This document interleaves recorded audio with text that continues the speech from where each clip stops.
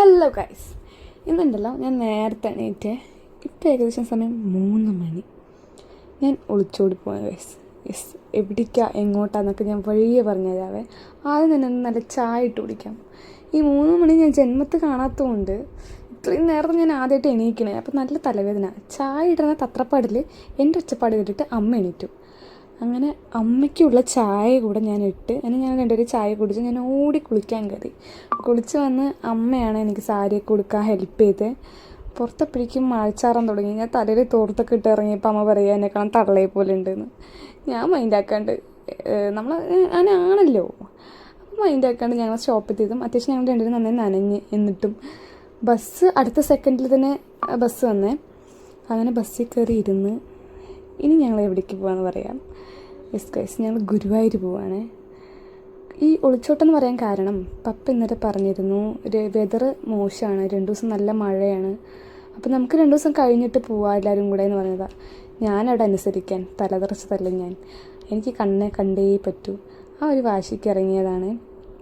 എനിക്ക് ഫോൺ നോക്കി vomiting tendency ഉണ്ട്, അതുകൊണ്ട് ഇങ്ങനെ പുറത്ത് നോക്കി നിൽക്കുന്നതാണ്. ഇന്ന് എൻ്റെ നക്ഷത്രം കൂടിയാണ്, ബർത്ത് ഡേറ്റ് അല്ല നക്ഷത്രം.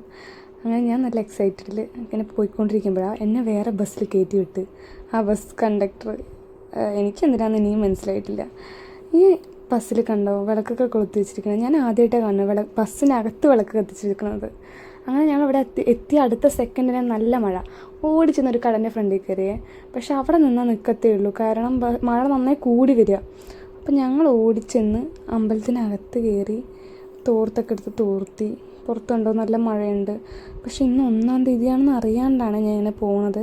1-ാം തീയതി ആയതുകൊണ്ട് ഈ ക്യൂ ഒക്കെ കണ്ടോ, ഇതെല്ലാം ദർശനത്തിനുള്ള ക്യൂ ആണ്. എനിക്കറിയില്ല, ഞാൻ ആദ്യമായിട്ട് ഇത്ര തിരക്ക് കാണുന്നു. അങ്ങനെ വിഷമത്തിൽ ഞാൻ ഫ്രണ്ടിൽ നിന്ന് തൊഴുതിയിട്ട്, കാരണം ഒന്ന് വേഗം ഇറങ്ങണം, വേറെ കുറച്ച് പരിപാടിയൊക്കെ ഉണ്ട്. അപ്പോൾ പുറത്തുനിന്ന് ഞങ്ങൾ നിന്ന് തൊഴുതി. പക്ഷേ ഞാൻ ശരിക്കും അതിശയം എന്ന് പറയാം, എനിക്ക് ആ വിളക്ക് വെച്ചതൊക്കെ കാണാൻ പറ്റിയിട്ടോ. അങ്ങനെ കണ്ട്. പക്ഷേ 2 ദിവസത്തിൽ ഞങ്ങൾ എന്തായാലും ഒന്നുകൂടെ പോവും ദർശനത്തിന്. അതിന് ഞാൻ കീ ചെയിനൊക്കെ നോക്കി പപ്പനെ സോപ്പിടാൻ. എൻ്റെ അനിയൻ ചെറുത് വീട്ടിലുണ്ടല്ലോ, അപ്പോൾ അവനാവശ്യമുള്ള സാധനങ്ങളോ ഞാൻ നോക്കി. ഇതെൻ്റെ വെകിളിത്തരമാണ് കേട്ടോ. എനിക്കങ്ങനെ ഒരു ചിളക്ക് സാധനങ്ങൾ അവനെ അമർത്തി കളിക്കാൻ തോന്നും. പിന്നെ അങ്ങനെ കുറച്ച് സാധനങ്ങളൊക്കെ നോക്കി, നല്ല റേറ്റുള്ളതുകൊണ്ട് എല്ലാം അവിടെ തന്നെ വെച്ചു. ഇതെൻ്റെ കെയറിങ് അനിയൻ എൻ്റെ ബാഗൊക്കെ തൂക്കിയിട്ട് പോകുന്നുണ്ട്.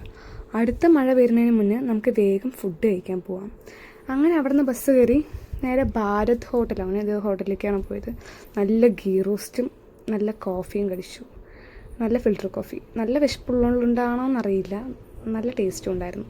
അപ്പോൾ ഈ പുറത്തതാ വീണ്ടും മഴ. ഞങ്ങൾ എങ്ങനെയോ ബസ് സ്റ്റാൻഡിലെത്തി, ബസ് കയറി.